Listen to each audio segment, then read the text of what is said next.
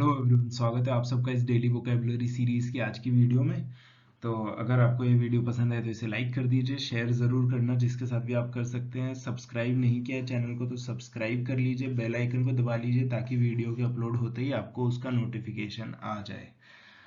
कल हुई थी हमारी लाइव क्लास जिसमें मैंने पार्ट्स ऑफ स्पीच बताया था, लेकिन कुछ टेक्निकल इशू आ गया तो सिर्फ पार्ट्स ऑफ स्पीच के बाद में मुझे उसको एंड करना पड़ा। उसकी रिकॉर्डिंग अभी अवेलेबल नहीं है और उसमें शायद कम ही बच्चे आए हुए थे, तो उसको हम दोबारा से कर लेंगे। पार्ट्स ऑफ स्पीच को अच्छे से एक और सेशन में कंप्लीट कर लेंगे हम। तो चलिए स्टार्ट करते हैं अपनी आज की वीडियो को। चलिए, तो पहली जो हमारी रिपोर्ट है वो है mouse movement is now on the above. ठीक, एब पढ़ने वाले हैं, एब along the Andhra Odisha boundary. ठीक, तो ये जो माउस मूवमेंट है इनकी वजह से बहुत ज़्यादा जो रेड कॉरिडोर है इंडिया का, वहाँ पे बहुत ज़्यादा इशू रहता है इनकी तरफ से। तो वो अब क्या है, वो एब पे है। कहाँ पे? अलोंग द आंध्रा उड़ीसा, जो आंध्र प्रदेश और उड़ीसा की जो बाउंड्री है, इन दोनों स्टेट की बाउंड्री है, वहाँ पे जो माउस मूवमेंट है वो एब पर है।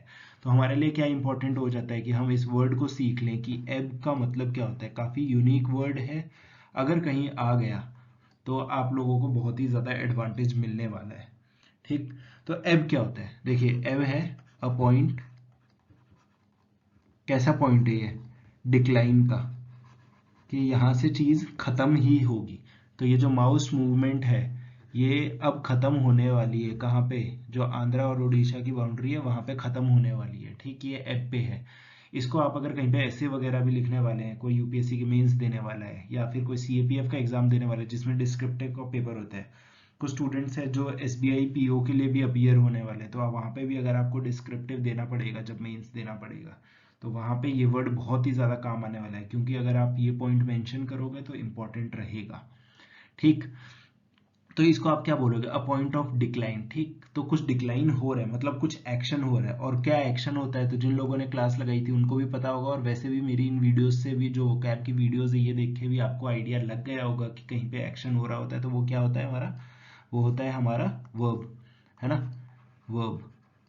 तो एब है हमारा वर्ब। अब इसके देख लेते हैं सिनोनिम्स क्या क्या होते हैं। अब देखिए, डिक्लाइन है। डिक्लाइन है तो आप अपने आप रिलेट कर सकते हो क्या क्या होगा। एक तो हो जाएगा डिक्रीज, होगा कि नहीं? डिक्रीज होना क्या होता है? कम होना। दूसरा डेप्रिसिएशन।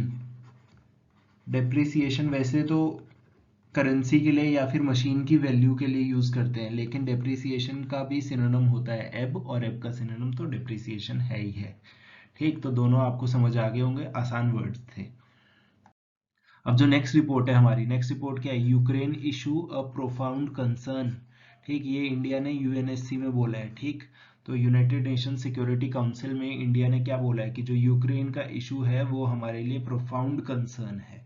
ठीक, तो अगर आप लोगों को पता है कि यूएनएससी का हेड क्वार्टर कहाँ पे है और इसके कितने परमानेंट और कितने नॉन परमानेंट मेंबर्स हैं, तो आप कमेंट में बताइए। एक और क्वेश्चन जिस पे आप थोड़ी रिसर्च कर सकते हो, कि क्या एक ही मेंबर जो यूएनएससी का नॉन परमानेंट मेंबर है, क्या वो लगातार 2 बार के लिए नॉन परमानेंट मेंबर की सीट मिल सकती है उसको?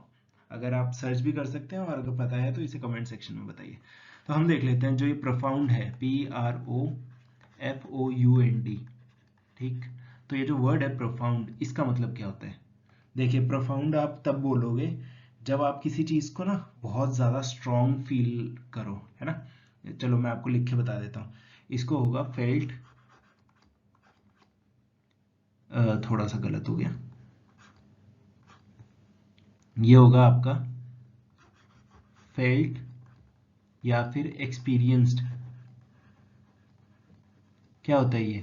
हम किसी चीज को फील करते हैं या फिर हमारे साथ लाइफ में कुछ हुआ होता है तो हम उसको क्या बोलते हैं? एक्सपीरियंस बोलते हैं ना। तो यूक्रेन अभी क्या एक्सपीरियंस कर रहा है? वॉर एक्सपीरियंस कर रहा है ना। रशिया कहती है मिलिट्री एक्शन है, लेकिन है तो वॉर ना। तो बस वही है, फेल्ट या फिर एक्सपीरियंस क्या? Very strongly. तो इंडिया ने क्या कहा है यूनाइटेड नेशन सिक्योरिटी काउंसिल में, कि जो यूक्रेन का इशू है वो प्रोफाउंड कंसर्न है, मतलब इंडिया उसको स्ट्रांगली देख रहा है कि ये क्या हो रहा है ना। तो इम्पोर्टेंट है हमारे लिए भी ये बात कहना है, क्योंकि इंडिया के ऊपर बार बार टारगेट क्या किया जा रहा था कि इंडिया चुप है ना। चलिए, तो अब ये क्या होगा? Profound concern. तो ये क्या बता रहा है? कंसर्न कैसा है ना? ये जो कंसर्न है ये कैसा है? ये प्रोफाउंड है। तो प्रोफाउंड क्या होगा हमारा? ये हो जाएगा हमारा एडजेक्टिव। क्या होगा? एडजेक्टिव। क्यों? क्योंकि एडजेक्टिव क्या करता है? ये विशेषता बताता है ना, कंसर्न के बारे में बता रहा है कि कंसर्न हमारे लिए लाइटली हम ले रहे हैं कि स्ट्रांगली ले रहे हैं। ठीक। अब जो इसके सिनोनिम्स रहने वाले प्रोफाउंड के लिए, स्ट्रांग है तो क्या हो जाएगा हमारा? डीप, गहरा। ठीक। और दूसरा हो जाएगा सीरियस। ये दोनों है हमारे सिनोनिम्स किसके? प्रोफाउंड के। चलिए, तो अब हमारी जो नेक्स्ट रिपोर्ट है वो है a case of missing census. देखिए, आप सबको पता होगा कि जो सेंसस है वो पहले हर 10 साल में होता था, लेकिन कोविड-19 के बाद में वो पोस्टपोन होता जा रहा है। ठीक। इसके पीछे का रीजन कोविड-19 बोल रहे हैं, लेकिन शायद ये हो जाना चाहिए था। बाकी देखिए जैसा भी है। तो ये एक एडिटोरियल का, मतलब हिंदू के एडिटोरियल का एक पार्ट है जिसमें से मैंने आपको वर्ड टर्मोइल करवाना है, लेकिन ये मैं एक्सप्लेन कर देता हूँ आपको। तो इंडिया का जो पहला सेंसस हुआ था वो 1872 में हुआ था, कंडक्टेड इन नॉन सिंक्रोनियसली। ठीक। तो सिंक्रोनाइज तरीका क्या होता है? जब सारी जगह एक साथ होता है, मतलब कि सारे स्टेट्स में अगर एक साथ में सेंसस होता है, जो कि हम लोग पिछले कुछ टाइम से करते आ रहे हैं, तो एक साथ उसको बोलोगे सिंक्रोनाइज्ड है ये। ठीक। तो ये वाला जो था ये डिफरेंट पार्ट्स में अलग अलग टाइम हुआ था, तो नॉन सिंक्रोनियसली था, मतलब सिंक्रोनाइज तरीके से नहीं हुआ था। After that India has held it's decadal census. ठीक। डेकेडल मतलब 10 ईयर्स। तो हर 10 साल में इंडिया ने किया है 1881 से 2011 तक, डिस्पाइट डिसीजेस हुई हो, वर्ल्ड वॉर्स हुई हो, पार्टीशन हुआ हो, या कुछ भी टर्मोइल का इंस्टेंस हुआ हो। ठीक। तो अब ये जो कोविड-19 है ये पोस्टपोनमेंट का रीजन बना हुआ है। पर ठीक है, हम देख लेते हैं कि आपको एडिटोरियल में तो क्या है, आपको आइडिया लग ही गया होगा। हम देख लेते हैं टर्मोइल का मतलब क्या होता है। TURMOIL है इसकी स्पेलिंग। और अब हम देख लेते हैं इसका मीनिंग। देखिए, टर्मोइल क्या होता है? एक स्टेट होता है, मतलब स्टेट मतलब स्टेट ऑफ माइंड। ये राज्य वाला स्टेट नहीं है, आपकी पोजीशन बताता है, आपकी सिचुएशन बताता है। ये है a state of great anxiety and confusion, मतलब बहुत ज्यादा टेंशन है इसमें और कंफ्यूजन है। ठीक। तो उसके लिए आप वर्ड यूज करते हो टर्मोइल का। क्या है ये? A state of great anxiety and confusion. ठीक। समझ आ गया आप लोगों को कि ये एक ऐसी सिचुएशन है जहाँ पे बहुत एंजाइटी हो रही हो, जब कुछ गलत हो रहा होता है तभी एंजाइटी होती है ना, और कंफ्यूजन हो रही हो, उसके लिए हम वर्ड यूज करते हैं टर्मोइल। तो इसको किसके साथ कंपेयर किया है? डिसीजेस के साथ में, वर्ल्ड वॉर्स के साथ में, पार्टीशन के साथ में, है ना। तो मतलब खतरनाक खतरनाक चीजें हैं। तो अब टर्मोइल क्या होगा? ये किसी चीज का नाम है, ये एक सिचुएशन का नाम है ना। तो इसको आप क्या बोलोगे? नाउन बोल सकते हो पार्ट्स ऑफ स्पीच में, बिल्कुल बोल सकते हैं।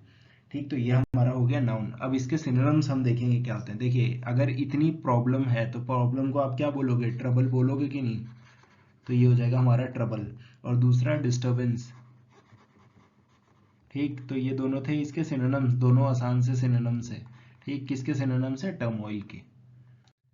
अब जो नेक्स्ट है हमारा, ये आप सुदर्शन पटनायक जी को तो जानते ही होंगे, ये जो सैंड आर्ट बनाते हैं उड़ीसा में। ठीक। तो यहाँ पे क्या है? वरिंग ट्रेंड, इंडिया में witness a reversal of FPI, जो फॉरेन पोर्टफोलियो इन्वेस्टमेंट है उनका जो फ्लो है वो रिवर्स हो सकता है। ठीक। Which would near to medium term which would spur market volatility. ठीक। तो ये क्या करेगा? मार्केट की जो वोलेटिलिटी है, वोलेटिलिटी मैंने आपको 3-4 दिन पहले ही करवाया था, अगर आपको पता है तो इसको कमेंट सेक्शन में जरूर बताइए। तो स्पर करना क्या होता है? ठीक। तो स्पर करना हम देखेंगे SPUR। देखिए, पर हम ऐसी सिचुएशन को बोलते हैं जब आप किसी को एनकरेज करते हो ना कुछ करने के लिए, कुछ बढ़िया ही करने के लिए, तो उस चीज के लिए आप वर्ड यूज करते हो स्पर। लिख के बता देता हूँ। ये होता है आपका टू एनकरेज, कुछ करने के लिए एनकरेज कर रहे हो समवन, क्या करने के लिए? टू डू या फिर अचीव समथिंग। ठीक। तो आप किसी को जब एनकरेज करते हो कुछ करने के लिए या अचीव करने के लिए, तो उसके लिए हम वर्ड यूज करते हैं स्पर। ठीक। तो आप कुछ कर रहे हो, ये एक एक्शन हो रहा है। ठीक। एक्शन हो रहा है तो क्या होगा? ये हमारा वर्ब होगा। आसान। चलिए, तो अब इसके सिनोनिम्स देख लेते हैं। इसके सिनोनिम्स क्या क्या है? देखिए, एक सिनोनिम इसका हो जाएगा पुश, आप किसी को कुछ करने के लिए पुश कर रहे हो। ठीक। एक ट्रिगर, ट्रिगर करना क्या होता है? जोर से धक्का मारना, मतलब कि ऐसे धक्का मारना कि कुछ काम उससे करवा लो, उकसाना। ठीक। ट्रिगर के लिए बेस्ट वर्ड होगा उकसाना। ठीक। तो बस यही थे इसके सिनोनिम्स। अगर आपको इस वीडियो की PDF चाहिए तो पीडीएफ के लिए आप ये चैनल ज्वाइन कर सकते हो पेनेसिया फॉर इंग्लिश टेलीग्राम पे। मिलते हैं अब हमारी नेक्स्ट वीडियो में।